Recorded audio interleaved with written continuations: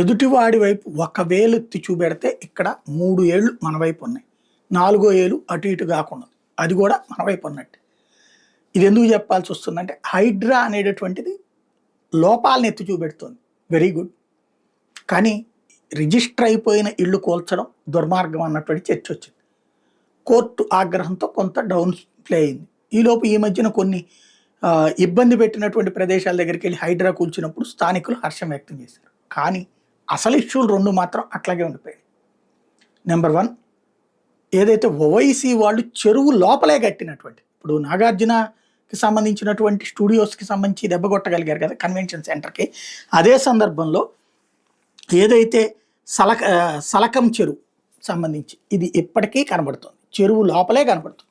మరి దీని జోలికి ఈ రోజు వరకు వెళ్ళలేదు. నోటీసులు ఇచ్చారన్నారు, ఇంతవరకు దానికి ఏమీ లేదు. అట్లాగే ఏదైతే రేవంత్ రెడ్డి బ్రదర్ వాళ్ళకి సంబంధించినటువంటి ఆ దుర్గం చెరువు దగ్గర దాని జోలికి పోలేదు. మరి నీతి ఎక్కడ ఉన్నట్టు ధర్మం ఎక్కడ ఉన్నట్టు అన్నదే చర్చ.